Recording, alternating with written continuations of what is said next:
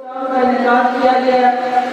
میں تمام علماء حضرات کی شکرگزار ہوں کہ انہوں نے ہمیشہ کی طرح اس سال بھی آپ لوگوں کو جوڑنے کا کام کیا. انہوں نے ہمیشہ کی طرح، کیونکہ یہ 14 سال پچھلے اور 15ویں آج یہ کانفرنس ہو رہی ہے، تو 15ویں کانفرنس اس بات کا پیغام ہے کہ جو اس شہر کے اندر بین المذاہب ہمانگی کا پرچار کرنے والا ہے وہ امن پسند ہے، کیونکہ اسلام نام ہی امن اور سلامتی کا ہے. اسلام انتہا پسندی کی نفی کرتا ہے. اسلام دہشت گردی کی مذمت کرتا ہے، اور اسلام کے اندر حقوق اللہ اور حقوق العباد کا جس آسان طریقے سے قرآن میں احاطہ کیا گیا ہے کہ وہاں غیر مسلموں کو بھی ان کے حقوق دے کے نبی اکرم صلی اللہ علیہ وآلہ وسلم رحمت للعالمین کہلائے، رحمت للمسلمین نہیں کہلائے، رحمت للعالمین کہلائے. تو جن کے دانا جو ہیں وہ رحمت للعالمین کا لقب لے کے اس دنیا کے اندر بسنے والے جو ہیں سب کے لیے محبت، امن، پیار اور بھائی چارے کا درس دیتے ہیں.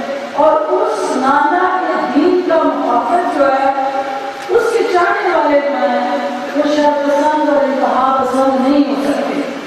اس کانفرنس کا مقصد آپ لوگوں کو اکٹھا کر کے جوڑ کے اس عظیم قربانی کا جو حقیقی فلسفہ درس ہے اس کو عام کرنا ہے. اور بہت اچھا علماء حضرات نے اپنے اپنے انداز سے حدیت مبارک پیش کیا.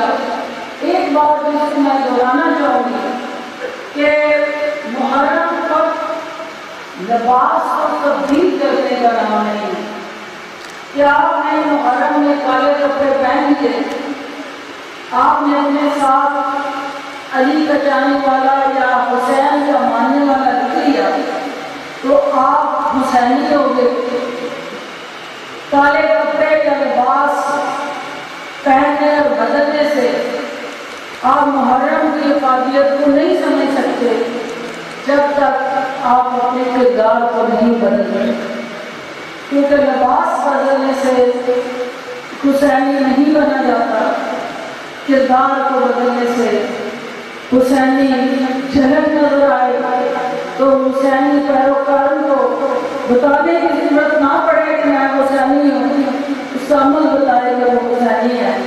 تو میں کیونکہ ہماری خاص طور پہ نساء کالج کی جو یہاں بچیاں انہوں نے 3 گھنٹے یہاں اس پروگرام میں شرکت کی، ان کا وقت ہوتا ہے ظاہر کالج کا 12:30 وہ یہاں سے تشریف لے کے گئیں.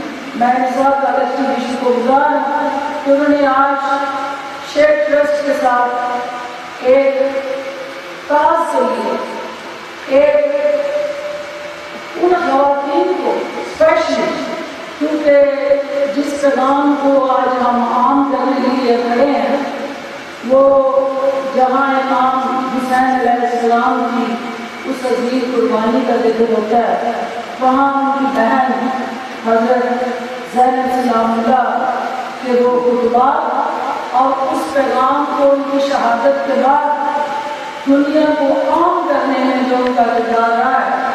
آج میری بہنیں بھی اس پروگرام میں بیٹھی ہیں، میرے بھائی بھی بیٹھے ہیں. یہ اسی اسوہ حسینی کو آگے بڑھانے کا عمل ہے کہ جہاں میرے یہ بھائی یہاں آ کے اس حسینی کردار میں ڈھلنے کے لیے اپنی حاضری لگوا رہے ہیں، وہاں میری بہنیں جو ہیں اسی اسوہ زینب کی پیروکار بن کے اس خطے کے اندر، اس شہر کے اندر اور خاص طور پہ اپنے گھروں کے اندر امن، بھائی چارے اور بین المذاہب کی ہمانگی کو فروغ دینے کے لیے کردار ادا کر رہے ہیں. کیونکہ جو ماں کی گود ہے وہ بچے کی پہلی یونیورسٹی، ماں کی گود جو ہے وہ بچے کی پہلی درسگاہ ہے. تو پہلی درسگاہ جو ہے اس کو اگر آپ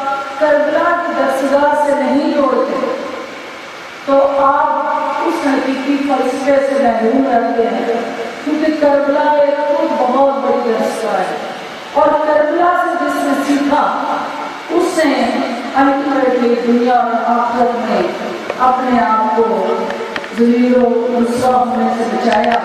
تو میں چونکہ تقریریں اتنی زیادہ ہوئی ہیں کہ میں ان تقریروں کی بجائے کچھ اشعار کے ذریعے اپنا ایک عقیدت کا اظہار کرنا چاہتی ہوں، کیونکہ اس ہستی کو ہم جیسے گناہگار جو ہیں وہ سلام پیش کریں یا ان کی ذات اقدس کے حوالے سے ہدیت و برکت پیش کریں، تو یہ ہمارے اپنی مقابلے کے کرنا ہے، ان کو ہمارے درود اسلام کی ضرورت نہیں ہے، لیکن ہم نے جو کرنا ہے اپنی مقابلے کے کرنا ہے۔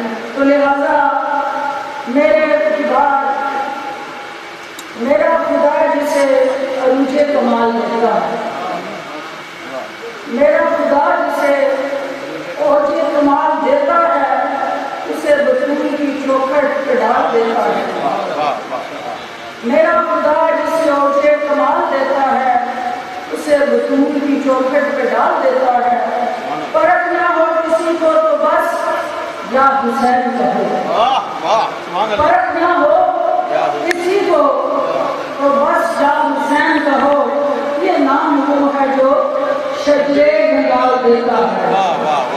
تو میں بغدادی صاحب سے ہمارا نہیں ہو سکتی ہے، یاد رکھیے گا۔ توجہ چاہوں گا آپ کی، اللہ نے ان کو پیدا کرنا تھا تو پہلے رسول کائنات صلی اللہ علیہ وسلم، آپ لوگوں کی توجہ، آپ لوگوں کی پھر کہہ رہا ہوں توجہ، آپ کی عمر مبارک 25 سال ہوئی تو عقد کیا گیا کن کے ساتھ؟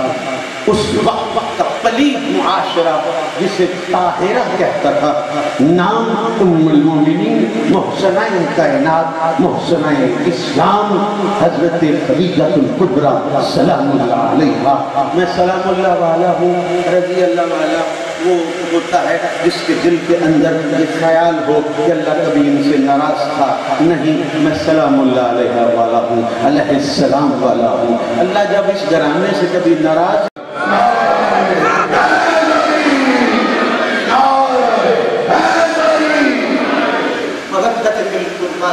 ایک مثال سجداروں کے چہروں کا، ان کے چہروں کی تلاوت کرتے ہوئے گفتگو کرنے لگا۔ ہو کے کھایاں رج نہیں ہوندا، میرے الکاریں دی توجہ ہوئے، انج میرے کلوں رج وج نہیں ہوندا، ہو کے کھایاں رج نہیں ہوندا، ننگا پنڈا کج نہیں ہوندا، علی دا منکر جاوے مکے، علی دا منکر جاوے مکے، پنڈا ہی پنڈا حج نہیں ہوندا، پنڈا ہی پنڈا حج نہیں ہوندا۔ لاؤ نا نارا مارو نا بابا جی، جے تواڈے کول نہیں آواز تے مینوں اللہ نے دتی ہے۔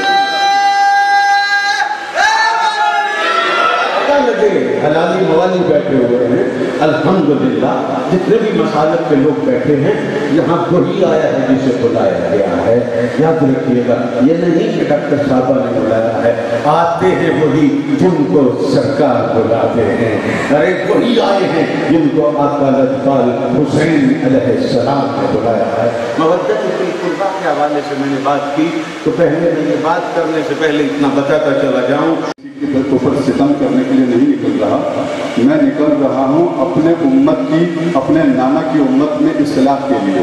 انما خرجت لطلب الاصلاح فی امتی جدی، اپنے نانا کی امت میں اصلاح کے لیے۔ اصلاح کا کیا مطلب ہے؟ ٹھیک کرنے کے لیے، درست کرنے کے لیے۔ بگاڑ پیدا ہو چکا تھا، خرابی پیدا ہو چکی تھی۔ خرابی کیا تھی؟ نماز نہیں پڑھتے تھے، روزہ نہیں رکھتے تھے، حج نہیں کرتے تھے، حج پہ تو آئے ہوئے تھے، قرآن نہیں پڑھتے تھے، تلاوت بھی کرتے تھے۔ تو بگاڑ کہاں تھا؟ خرابی کہاں تھی جسے حسین ابن علی ٹھیک کرنا چاہتے تھے؟ نمازیں بھی ہو رہی تھی، اذانیں بھی ہو رہی تھی، تلاوت قرآن بھی ہو رہی تھی، حج بھی ہو رہا تھا، روزہ بھی تھا، زکوٰۃ بھی تھی، سبھی کچھ تھا۔ کیا ٹھیک کرنا چاہتے تھے حسین ابن علی؟ کیا چیز درست کرنا چاہتے تھے؟ یہ سوال ہے۔ لمحہ فکریہ ہے. کوئی بڑی چیز بگڑی ہوگی جسے ٹھیک کرنے کے لیے فرزند رسول اپنا لہو دینا چاہتے ہیں، اپنے جوانوں کا لہو دینا چاہتے ہیں. اپنی بیویوں کو اسیر ہونا قبول ہے حسین کو. اتنی بڑی چیز بگڑی ہوئی تھی جسے ٹھیک کرنے کے لیے اب تقریر کافی نہیں تھی، تحریر کافی نہیں تھی، کوئی ریلی کافی نہیں تھی. اب خون کی ضرورت تھی، اب گردنیں کٹانے کی ضرورت تھی، سینوں پہ برچیاں کھانے کی ضرورت تھی. وہ کیا چیز تھی جو بگڑی ہوئی تھی؟ وہ لیڈرشپ تھی، وہ قیادت تھی. وہ عالم اسلام کی قیادت میں بگاڑ پیدا ہو گیا تھا. یزید کے ہاتھ میں قیادت آ گئی تھی. اس لیے مولانا فرمایا وَإِذَا بُلِيَ الْإِسْلَامُ بِرَاعٍ مِثْلِ يَزِيدَ فَعَلَى الْإِسْلَامِ السَّلَامُ. یزید جیسا امت مسلمہ کا اگر حاکم ٹھہر جائے تو اسلام کی فاتحہ پڑھنی چاہیے. اسلام کا پھر وجود ختم ہو کر رہے گا. یزید کا تعارف مولانا نے کتنا اچھا فرمایا ہوا شارب الخمر، وہ شراب پیتا ہے. معلن بالفسق، فسق و فجور علی العلانیہ انجام دیتا ہے. زانی ہے، بندروں سے کھیلنے والا ہے. ایسا یزید اگر امت مسلمہ کا قائد ٹھہر جائے، رہبر ٹھہر جائے، حاکم بن جائے تو پھر اسلام کی فاتحہ پڑھنی چاہیے. اسلام کا وجود خطرے میں پڑ گیا. حسین اسی قیادت کو، اسی رہبری کی اس لائن کو، ڈائریکشن کو دکھانا چاہتے تھے کہ تمہیں اسلام کہاں سے لینا چاہیے. کہیں ایسا نہ ہو کہ تم یزید کے دربار سے اسلام لو. کہیں ایسا نہ ہو کہ یزید کی فکر اسلام کی فکر کے طور سے متعارف ہو جائے. نہیں، اگر اسلام ملے گا صحیح صورت میں تو تمہیں در حسین سے ملے گا. آپ کا شہر شہر اقبال ہے، عاشق حسین کا شہر ہے. آپ نے کہا نا رمز قرآن از حسین آموختی زی ہمیں آتش شولہا اندوختی. ہم نے قرآن کا راز ہی حسین سے سمجھا اور اسی آگ سے ہم نے آگے شعلے اور آگے شمع جلائی. کثیر تعداد میں مسلمانوں کے ہوتے ہوئے بیار و مددگار کیوں تشریف لائے اور کربلا میں آ کر مسلمانوں ہی کے گھیرے میں پڑ گئے. وجہ یہ تھی کہ مولا اس تحریک کو کتنی تعداد میں لوگ نکلے، کیوں نہیں نکلے؟ سوال تو ہے، آپ کا سوال ہے. آپ مطالعہ کرتے ہیں، اسٹڈی کرتے ہیں. آپ مدینہ چھوڑ کر کربلا کی طرف اپنے پورے کنبے کو لے کر آئے ہیں تو آپ سے بہنوں سے بھی، بہنیں بھی ہیں، برادران بھی ہیں. ہماری خواہر محترمہ فردوس عاشق آوان صاحبہ بھی ہیں، صاحب مطالعہ ہیں. سوال یہ ہے کہ مدینہ سے ہزاروں مسلمان وہاں موجود تھے، کتنے ساتھ نکلے فرزند رسول کے ساتھ؟ فرزند رسول مکہ میں 4 ماہ قیام کر چکے. اس کے بعد کربلا کے لیے نکلے. حج کا موقع تھا، لاکھوں مسلمان حج کے لیے آئے ہوئے تھے. آپ نے کوئی چھپ کر سفر نہیں کیا. ڈنکے کی چوٹ پر 8 ذی الحج کو مکہ چھوڑا. وہاں سے کتنے نکلے آپ کے ساتھ؟ آپ نے بہت تشریف کی، آؤ میرے ساتھ چلیں، آئیے. کتنے نکلے؟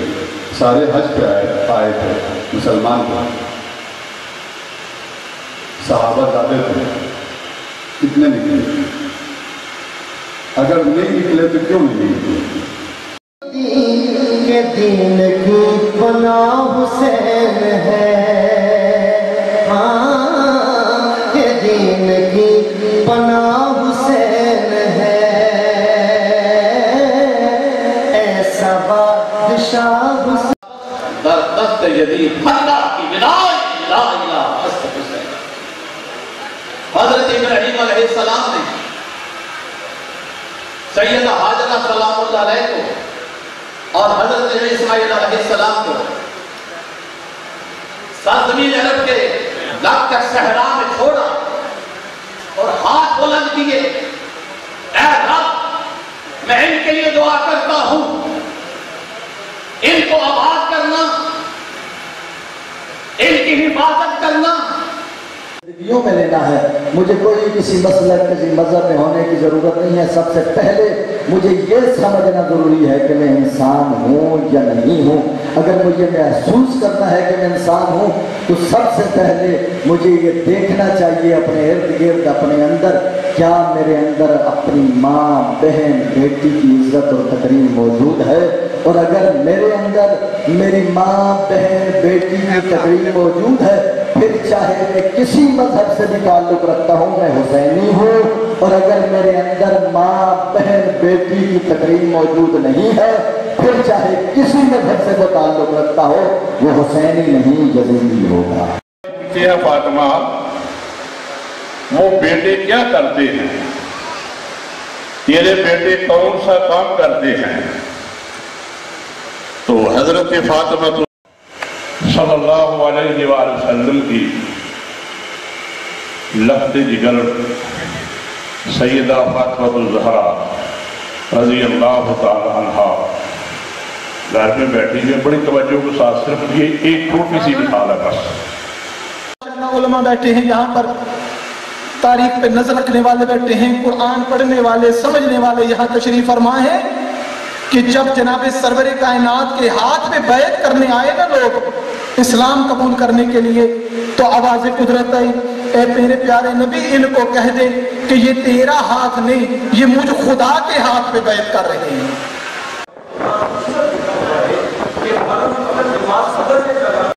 इस मुहर्रम का पैगाम कर्ब बदा की वादी से ये होता है कि हम अपना मुहासबा बार बार करें कि जिस शख्स से हम मोहब्बत का दावा करते हैं, क्या उसकी ज़िंदगी का जो मकसूद था, जिसके लिए हुसैन ने 72 नफूस की कुर्बानी दी थी,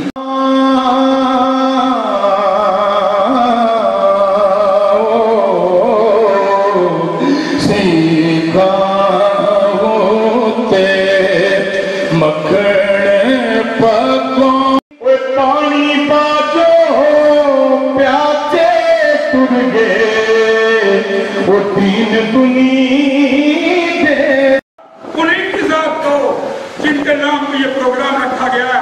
मेरे भाइयों, मेरे ना ईमान काम आएगा ना नमाज का। तो आज की मोहब्बत मौजूद नहीं है। आज उनका यौम, उनका तज़किरा मैं कहूँ आज नहीं, ज़बान मुबारक मिले ऐसी प्यारी हस्ती जिसके आत्मा मुस्तफा के दोष पे चले, ऐसी। मेरे भाइयों, मेरे बुजुर्गों, आज करबला के उस शाहसवार की बात हो रही है के अंदर जो किरदार अदा किया वो ऐन अल्लाह के हुक्म के मुताबिक था। अल्लाह की याद ताज़ा की, अल्लाह के जिक्र को बुलंद कर। सैयदा शबाब अहलिल जन्ना वक़ाल अलैहि सलातु वस्सलाम फी मौज़िन आखर। दूसरा फिक्रा समझने के लिए हम कुरान की तरफ चलते हैं कि कुरान हमें समझाए